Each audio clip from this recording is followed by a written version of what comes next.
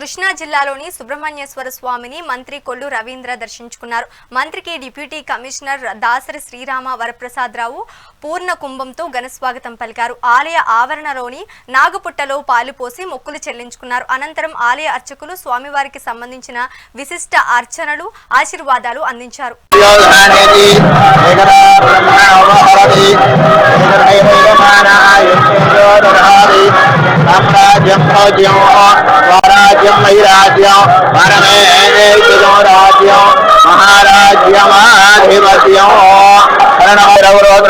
रवींद्र बाबू नाम धर्मज्ञ नीलवा नाम रेवत्यायुष्याभिवृद्धिरन कुमारस्य नवीन नाम पुनीश्चंद्र नाम नवीन नाम कुटुंबानां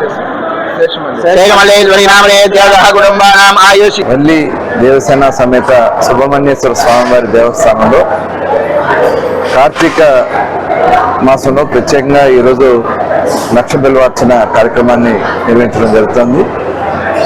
ఇవాళ సుబ్రహ్మణ్యేశ్వర స్వామి దేవస్థానంలో ప్రతి వారం ముఖ్యంగా ఆది మంగళవారాల్లో పెద్ద ఎత్తున భక్తులు వచ్చి ఇక్కడ రాహుకేతువుల పూజలు చేసుకోవడం, స్వామివారికి పాలు మరి అభిషేకం ఇవన్నీ కూడా పెద్ద ఎత్తున చేసుకుంటా ఉన్నారు.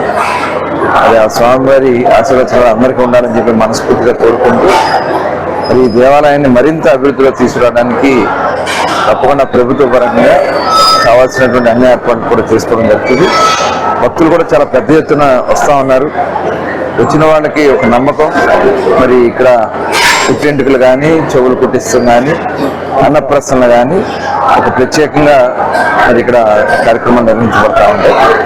మరి ఆ స్వామివారి ఆశీర్వచనాలు అందరికీ ఉండాలని చెప్పి మనస్ఫూర్తిగా కోరుకుంటూ మరొకసారి అందరికీ నమస్కారం.